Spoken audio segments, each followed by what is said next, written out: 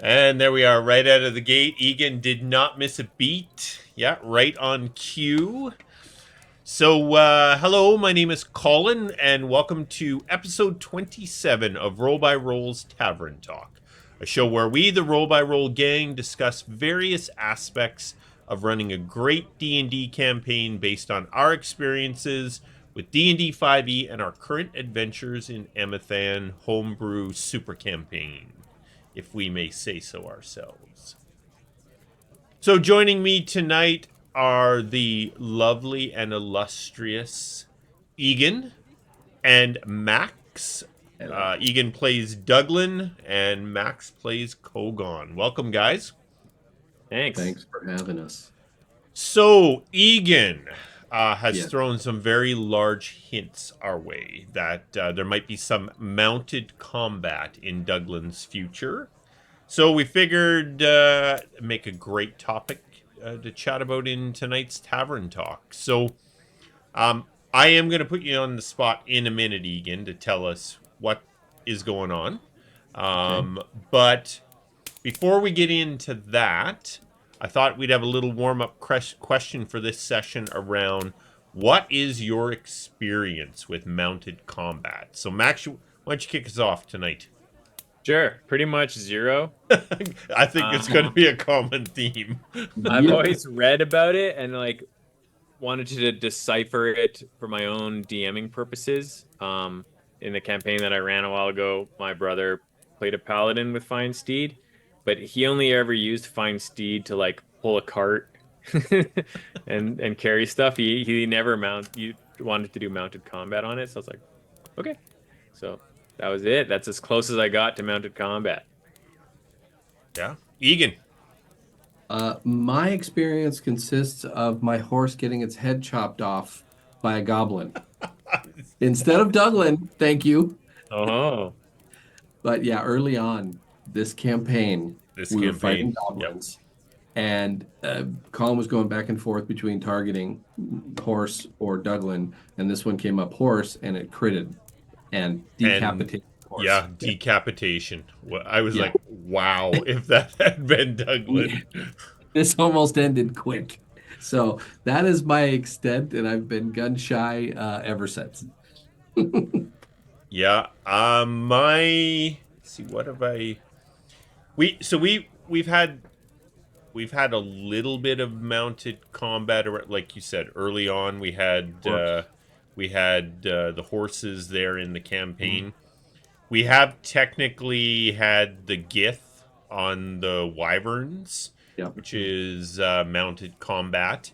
Um, That's true. Yeah. The orcs with the owlbears too, weren't they? yeah, that would have been Yep. mounted combat, Works on and owlbears? That's Yeah. yeah, awesome. that was early on in the campaign as I well. remember. Um, in most of the cases, the dynamics around mounted combat were pretty minimal. It was because I think in most of the cases they were either using ranged weapons or dismounted early in the combat, so we didn't have to get into a lot of the minutia of mounted combat. But we're going to do that today. So yeah, for me personally, like I said, I don't know a lot about mounted combat itself, and as all three of us, I think, doing some research for this, there's a lot to dig into with mounted The combat. So, nuance. Yeah. Yep. Yep. so Egan, what's up? Why are we talking about mounted combat tonight? So, okay, a couple things kind of came up in the last few episodes, which have been epic, by the way. So everybody go check it out. We are just following an amazing storyline, absolutely incredible. But a few things came up. One actually was our sweet Faraday, right? Older Dragonborn, not really moving well, and I'm like, I Huh. should cast Find Steed so she can ride on the steed. Interesting. Not so much to have her keep up, but just to take the wear and tear. And I ended up not doing it again. It's one of those things where, as you said, Colin, I don't know anything about mounted combat. And since I brought this topic up and the last few episodes, I'm like, you know what? I think Douglan is not utilizing an incredibly important tool in his toolbox. Fine Steed is unique to paladins, and from what I'm understanding is it gives a lot of flexibility and movement and all that. So I've been thinking about I need to maybe add this to his combat, and that's kind of where we're at because there's a lot of gray area, a lot of interpretation. They literally even say work it out with your DM on how you want to interpret the rules. So I figured let's talk about it. Yeah, absolutely. There is not a lot uh, of information, official information available around mounted combat. That being said, of course, the community has built tons of wonderful information that people could potentially use. I'm going to be referencing a lot of what I have to say around an article from RPGBOT.net that is all about mounted combat. But you were digging, Max. You were digging in a little bit to what's in the player's handbook there. I think earlier. You want to talk about that a little bit? Yeah, so what I've found is that if there's any sort of rule set, for example, that kind of leaves you with a bit of questions, it's nice to like take a look at uh, class features or feats or other things that are spells that are in the game that are also built around that feature, and that can help kind of define the boundaries of like how this basic rule is supposed to operate and give you a better understanding overall. Um, so yeah, so I mean, before we started the stream, we've been looking at um, obviously the main rule in the player's handbook for mounted combat, and then I also opened up the mounted combatant feat, and then I also took a look at the subclass Cavalier, which is a fighter subclass that has a little blurb born to the saddle that they get right when they pick up their subclass, which again just um, kind of makes the first part of mounted combat just makes them more efficient at it, basically. So yeah, it's just interesting. Yeah, and if you read the mounted combatant, which I mean, we can talk about. Um, it definitely does help clarify for you Yeah. some of the details that are not in.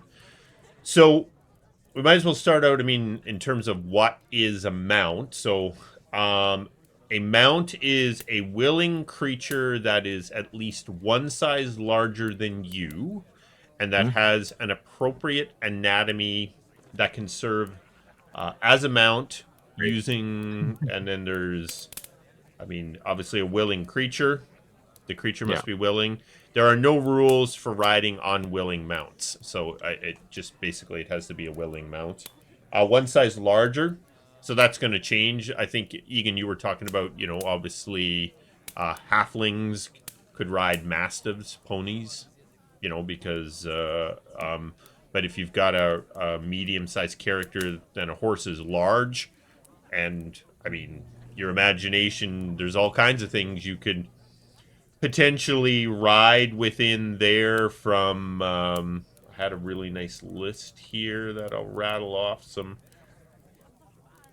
Kind of um opens up the boundaries a bit more on animal friendship spell. yeah, Think you about it, know because now I'm just thinking, oh, a willing creature. So now if you cast animal friendship, suddenly, that's interesting. yeah, Yeah, so they had things like here: axe beaks, camels, donkeys, mules, draft horses, elephants, goats, mastiffs, ponies, riding horses, war horses, and then the Beastmaster Ranger has additional mount options. Oh, they do too. Okay. Yeah, Yeah. so there's like giant badger, giant crab, giant frog, giant weasel, giant wolf spider, which would be Yeah. so awesome. Oh, dude, the right. spider thing is ridiculous. Yeah. That's awesome. Oh Hyena, yeah. panther, yeah, there's all kinds of them there. So Egan, you've got all kinds of questions. So why don't we just blast some of those questions out there and we can use that to drive some discussion. Yeah. Excellent. All right. So I think really the first thing is the structure in battle, Hmm. right? I think that is where most of the questions are going to come from. And I think also too, I'd like to point out the difference between the types of mounts and how you control them, because there's different rules for different types of mounts. There is the one you control, which is, imagine you're holding the reins of a horse and they match your initiative. They can only take an action, which can only be a dash, disengage, or dodge, and then move. So that's it. They match your initiative. They can't attack. It's nothing like that. So that seems pretty cut and dry. Very simple, very straightforward. I do, though, have questions when it comes to range as far as attacks, what the mount is susceptible, what the PC is susceptible to. I went back to it. If I'm on a war horse, can a goblin get to me unless it crawls up? So those are all questions. And then to digress, there's the independent mount, which dragons come to mind, but the aforementioned fine steed technically could be an independent mount, which in essence becomes an NPC controlled by the DM. They have more action economy. They can attack. They have a couple of attacks. They can also move and all that stuff, but now it becomes, all right, you're riding a mount that's independent. Can I go at the same time? Does it charge and I'm waiting to hit something? There's a lot of questions I have there. So yeah, let's start with how would you run a combat with a guy on a horse? In terms Um, of controlled? Just Douglan is on a mount and he sees an enemy 60 feet ahead. And it's I don't know, Douglan's initiative. Let's I guess go, non-independent basically, because yeah, we're going to clarify, right? So if we're let's say a saying controlled mount. you're in control, so Yeah, I think we can pretty cut and dry follow the rules here, right? yeah. It can move. So now it's initiative. You are one unit, and that Yep. unit is you, Yeah, and you're think of it as like you enhanced. You know what I mean? right, Your right. initiative, and the creature's movement is basically Hmm. what it boils down to. And then you get this little kind of free action, essentially, that the mount, which is your benefit for being on a mount, Hmm. is the like, yeah, dash, dodge, or disengage that the mount you can actively say the mount does for you because you're controlling that mount, right? So you can get your Oh, two here's my attacks in, question though. and But then here's my question. Let me know. Okay, 60 feet of movement, so it's out of movement. Douglas does his attacks. The horse still has its action to dodge. yeah. Does the dodge apply to both? See, I think that's up for interpretation.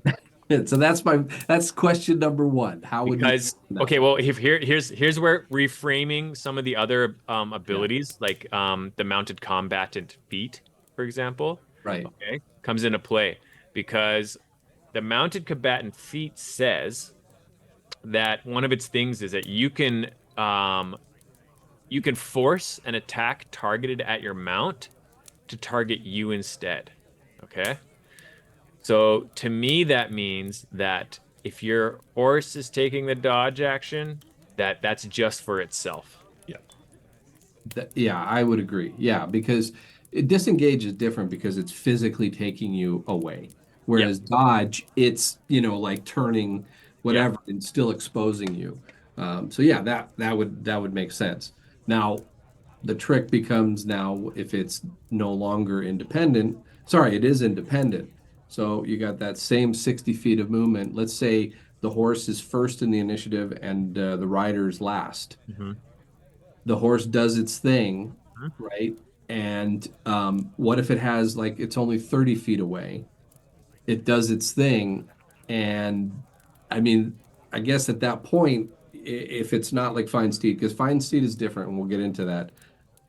In essence, the horse could go and attack and leave, and the PC could do nothing. Is Yeah. if it Yeah. wanted to I do more. That's I right. think I think that's exactly it. When it's independent, the Mhm. hope is there would be a coordination. So let's say and we talked about a little bit before. You're riding a dragon, which of course is the I'm awesomeness intelligent.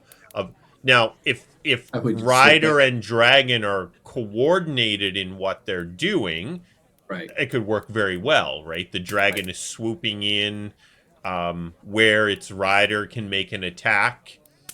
But if you're riding some independent mule, and you have no idea, it just runs along, and there's nobody near you when it's your turn to attack with you.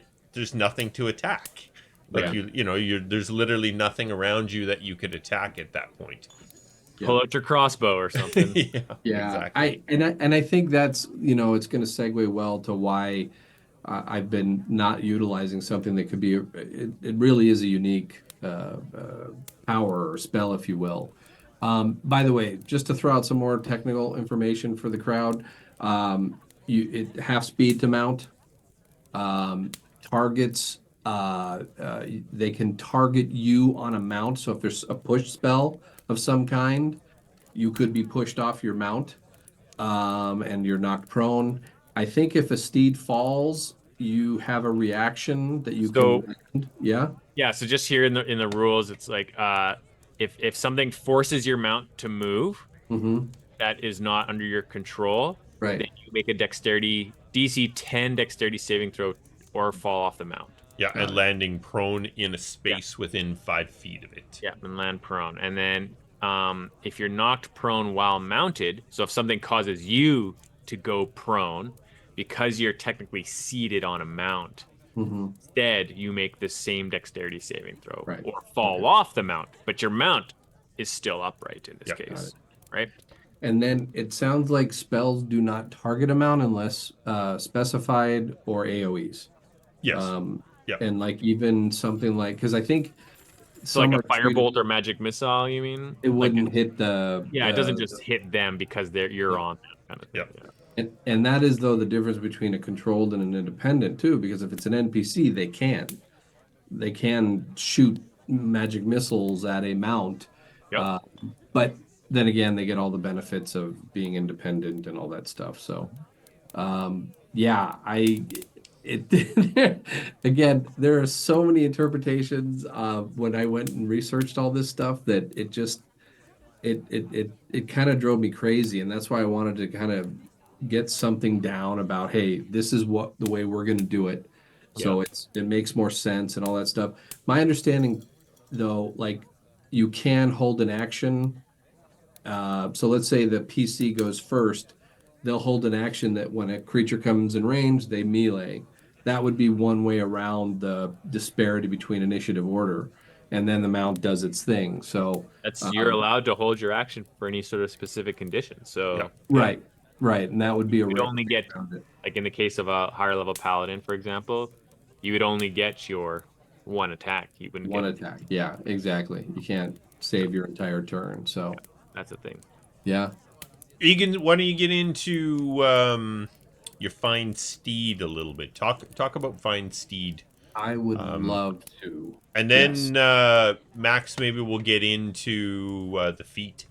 So I think the feat's Sure. The pretty feat is interesting. pretty good. Yeah. Now, like the more I read about it, the more I'm like, God, I wish we would, you know, like when I was running my campaign, I wish people DMs would create more opportunities for this because I get like why though. It's a lot to manage if you've got like a bunch of NPCs and PCs on mounts, and it's just kind of like it's a lot of stat blocks, right? Because you Yeah. do need to It track the problem. really only gets complicated, I think, if you've got a lot of independent mounts. But It's could you not. Yes. imagine like oh, sorry. Yeah, I was just gonna say, this just jumped in my head. Like we've been fighting the Gith, and they're on their wyverns, and like, what if we're on flying creatures too? You know what I Yeah, mean? And like, could it happen. just turns into this cool It's dogfight in the air. Yeah. Hey, when Douglan gets fourth level spells, he's got a Raider fucking Steed, flying horse. Okay, I'm letting you know now. All right, well, Griffin. let me read Fine Steed, so then we can kind of all go from there because there's some really cool things about it. All right. It really is. Yeah. You summon a spirit that assumes the form of an unusually intelligent, strong, and loyal steed, creating a long-lasting bond with it. Appearing in an unoccupied space within range, the steed takes on a form that you choose: warhorse, pony, camel, elk, or mastiff. You can even work with your DM to come up with something creative, as we talked about. The Axe steed has beak. statistics. What's that? An axe beak. Big. Oh, no, there you go. Oh man, an elephant. Yeah, the steed has the statistics of the chosen form, though it is celestial, fey, or fiend, your choice, instead of its normal type. Additionally, if your steed has an intelligence of 5 or less, it gets an intelligence of 6, which I think would rank third in our party as most intelligent, if I'm not mistaken. And it gains the ability, this is super cool. It gains the ability to understand one language of your choice that you speak. Your Steve serves you as a mount, both in combat and out. You have an instinctive bond with it that allows you to fight as a seamless unit. While mounted on your steed, you can make any spell. This is cool. Any Yeah. spell you cast that targets only you also targets your steed. AC bumps, auras, all Teleports. that stuff. Yeah, there's a ton of spells. What do you call it? And then also, Any of the like energy resistance spells too, Yep. like damage heroism, spells. Yeah. Yep. Lots of cool stuff. enlarge. Yes. Everybody Yeah, grows. enlarge reduce. Holy crap. Yes, yes. And by the way, enlarge also increases the size of the aura on a paladin. Anyway, we'll get there one Fun day. fact. Someday we'll talk about Um, when the steed drops to 0, it disappears, leaving behind no physical form. You can also dismiss your steed at any time as an action, causing it to disappear. In either case, casting the spell again summons the same steed, restored to its point um, maximum. And last thing, actually, there's a couple. While your steed is within 1 mile of you, you can communicate with each other telepathically. That is freaking cool. Yeah. You can't have more than one steed bonded by this spell at a time. As an action, you can release the steed from its bond at any time, causing it to disappear. That is like, I have been Very kicking good. myself. The fact that it basically, to me, it would be sort of like an independent, dependent one, right? I'm sure we can work it out where they're just sort of one, as you said, one unit that just moves faster. Um, but the fact that you can cast spells, we talked about it before the show. Douglan has Misty Step. You technically can Misty Step With the horse. with your horse. So imagine the horse takes the dash as its action, and then movement, and then you've Misty Step. You can cover 100. What is it? 150 feet in one round. I mean that's pretty darn good. So anyway, that's Find Steed, and I'm very much looking forward to using I it. was just And gonna say, I think we're going to be finding a lot more steeds around. yes, Yeah, that's yes, great. No, indeed. that'll be fun. There may even be an opportunity very soon where a steed may be of interest. So, mounted combatant, Max. What do you got to tell us about mounted combatant? Yes, I will read its quick little quips here.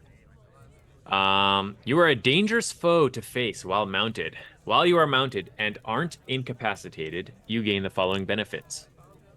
You have advantage on melee attack rolls against any unmounted creature that is smaller than your mount. So Nice. automatically there, that's That's huge. huge. Okay. Especially, combine that with something like Elven Accuracy, for example, and now you're doing triple rolls every time. Okay. Just right there. Easy way to get advantage. You can force an attack targeted at your mount to target you instead. Okay. Which I want to touch on that one specifically now again in light of what Egan just brought up with Find Steed. Okay. Because I think it's suddenly a really powerful pairing.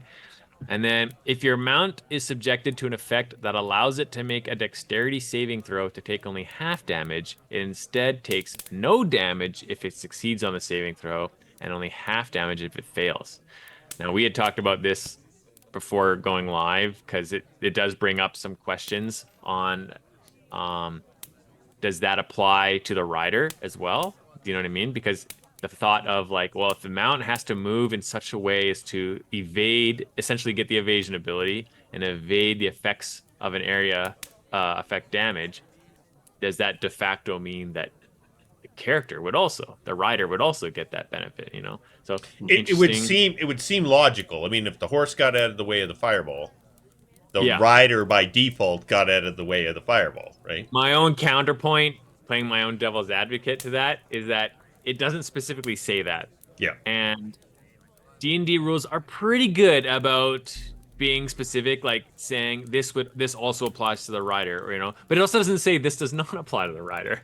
And sometimes they'll say things like that too in rules, right? So maybe it is just kind of left a bit gray for people to understand, make their own interpretation. But so I just want to go back to this. You can force an attack targeted at your mount to target you instead. So one of the trade-offs of letting your mount go free and do its own attacks, right? Is that if you want to get your attacks in as well, your mount essentially has to subject itself to staying in range Yeah. of an enemy, right? Yeah. It's like, okay, we're coordinating. I'm gonna go in, I'm gonna claw at it if I'm a griffin or something, right? And then you can do your lance strike, your couple things, whatever. We're good, but I might take some damage, or you might take some damage in that time. Mounts don't have as much health typically No. as the PC. A warhorse, I think it's got like 20 or something like that. It's Yeah. not a ton. No. So this ability to it doesn't use up a reaction or anything. It's just you can make any attack that Yeah. targets your mount target you instead, and therefore your AC, you're taking the damage. You're the meat shield now for your mount, and the idea there, I think, is that you're just very skilled at mounted combat. You know how to like deflect blows and position yourselves and things like that. So now you combine that with a freewheeling mount, an independent mount, and you're getting a lot of action economy and damage out there while Mhm. not sacrificing maybe that mount to only being able to do that once maybe in a turn before dying potentially. Do you know what I mean? Based on what's going on. So I think that that is an overlooked key ability there when you factor in just how, fragile compared to, especially when you're getting into higher levels, right? How fragile your mounts are compared to some pretty powerful enemies and stuff. So Yeah. Yeah. AoEs, it's out. But hey, you have a good first round. I would But like also to point out too, real quick, the Find Steed does not take a. You don't have to hold the spell. It's not concentration, so you can cast it, and if it survives, it can stay with you a week, 10 days, whatever, and you don't have to carry the spell with you. Obviously, if it dies and you don't have it, then you got to wait till the Yeah, it's next not like a morning. yeah, concentration spell. Yeah. It's just one and done. it is Yeah. a 10-minute cast as well, so there's no Right. bringing it back in combat. No, no. You know what I mean? So It's that's Yep. the a other trade. semi-ritual type of thing. Yeah. Yeah, yeah. Um, oh, so it just occurred to me again though. So now, if you're gonna say that your mount now basically gets evasion, then and that if you this is how I would rule it, I think, as a DM personally. And you're gonna say, okay, you as the rider also get this benefit. That means that only your horse rolls the dexterity saving throw for that.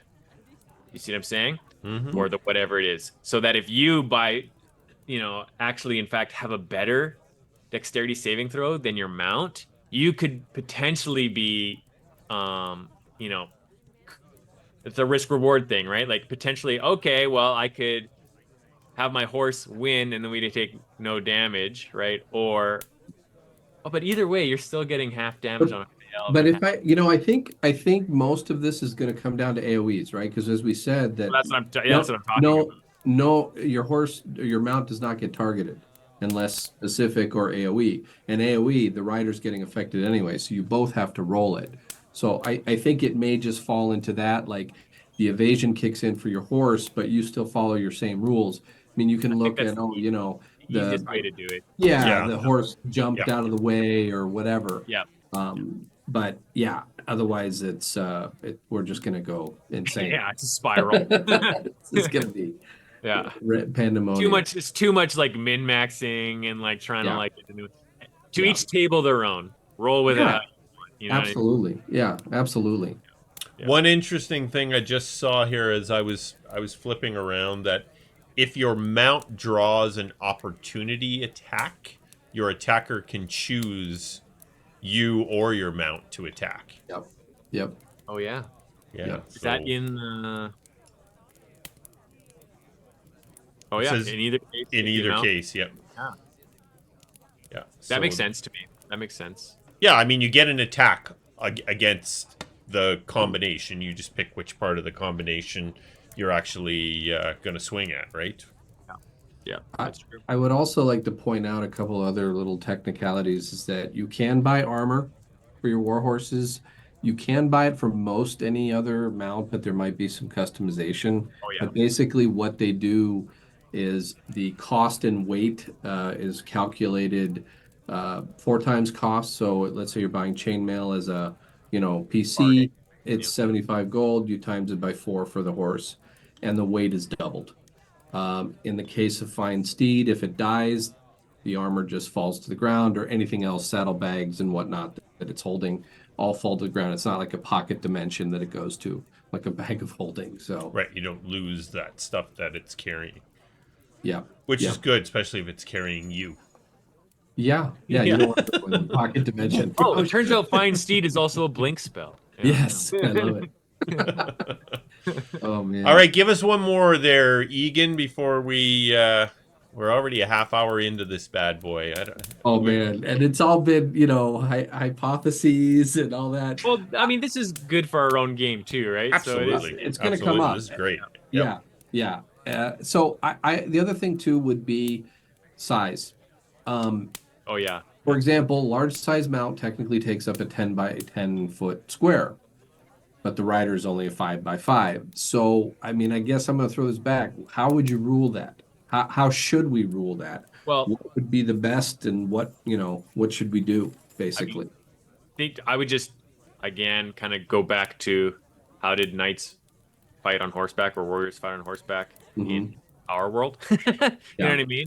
Pretty straightforward. You know, combat is an ever-flowing, maneuvering thing. You know, you ride up, you turn sideways, you swipe at an enemy. You know, if you got a lance, you Mhm. could do or a halberd or whatever. You could do your forward strike. I don't think there's much nuance there that really needs to.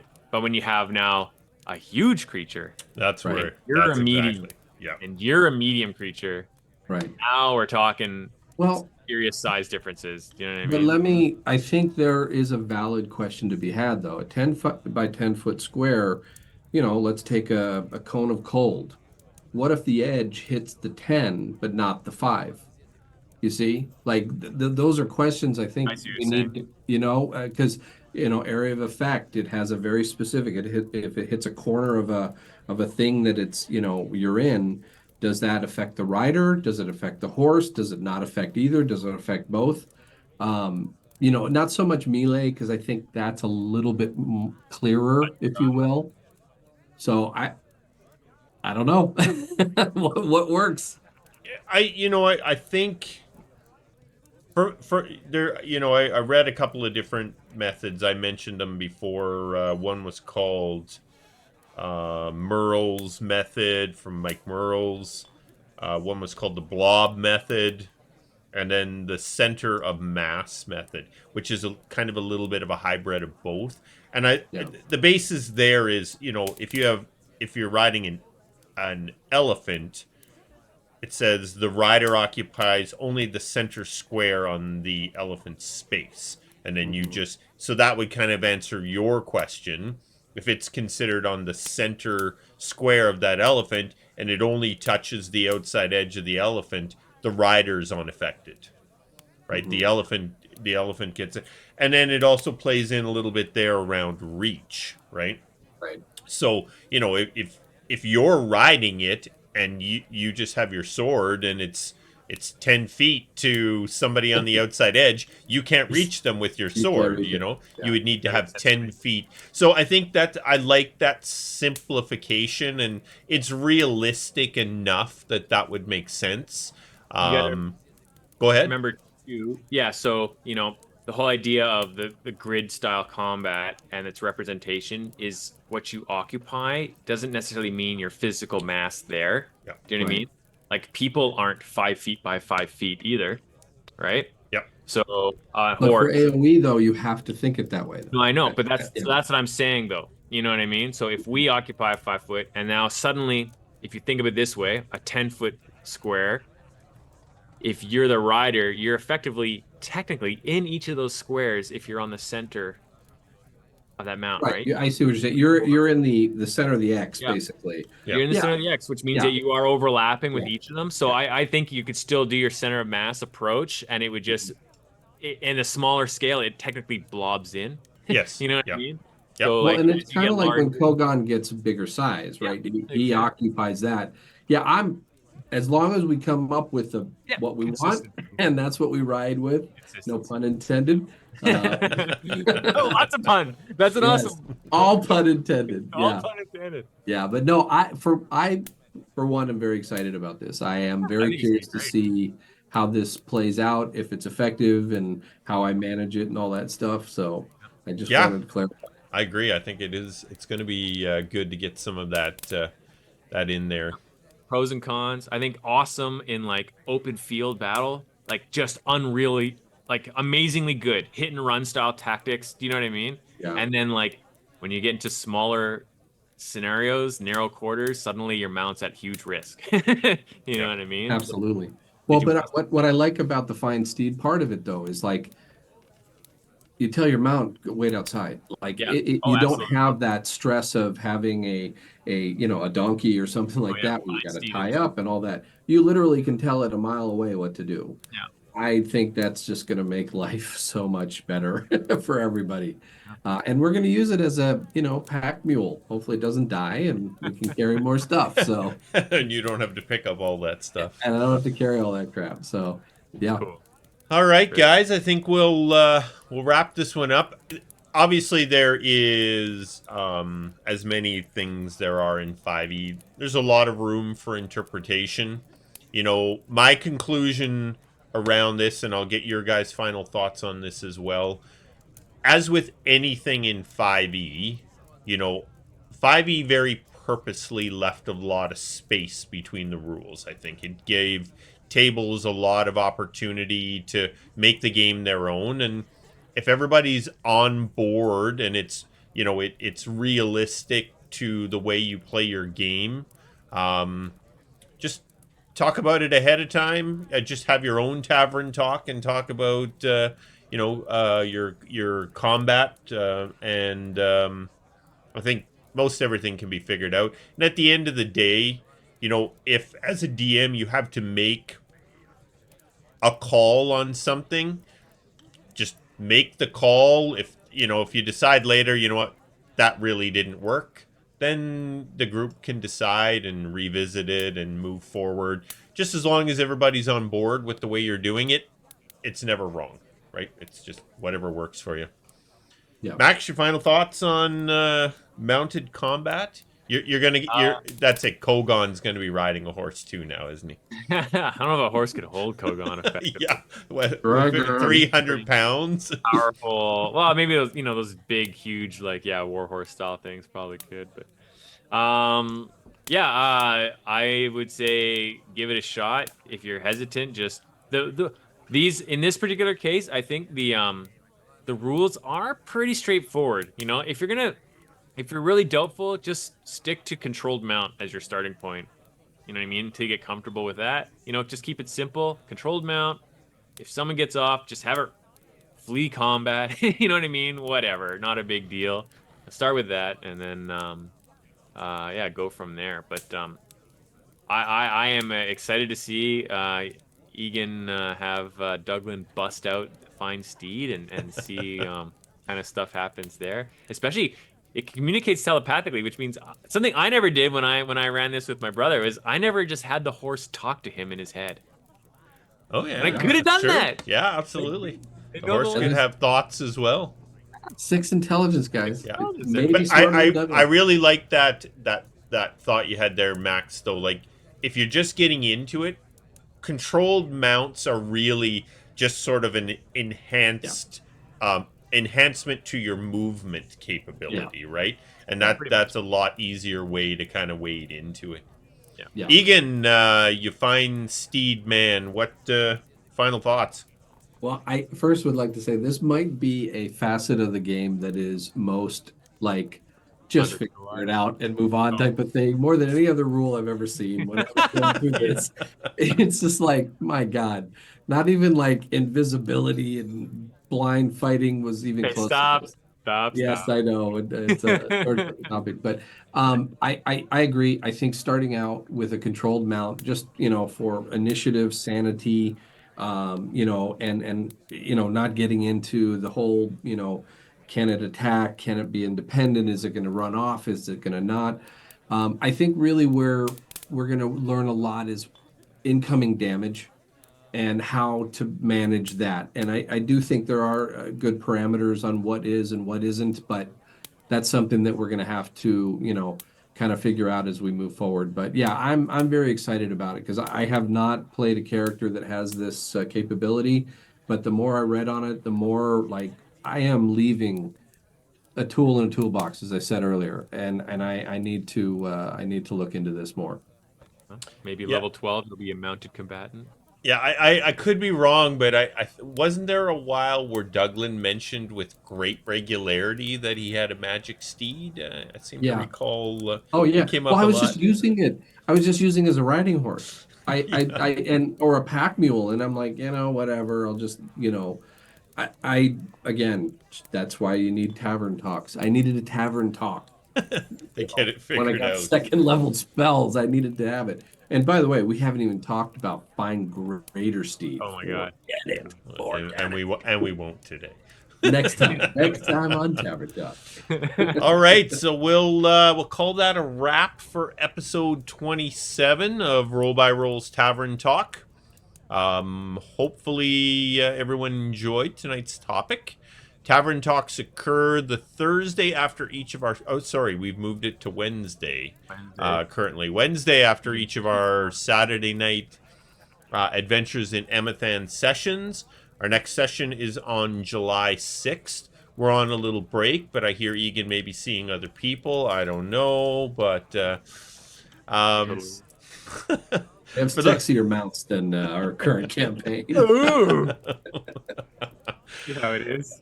Never. If you're Never. watching on YouTube, please support us. Make sure you like the videos, subscribe to the channel, and if you hit that little bell, you'll know when we have our next session. So to end our episode, as we often do, we'll say cheers. Cheers. Thanks for joining us in the wow. Thanks for He doesn't joining work us in the anymore. tavern, and hopefully you can join us again. Thanks, guys. Good All night. right.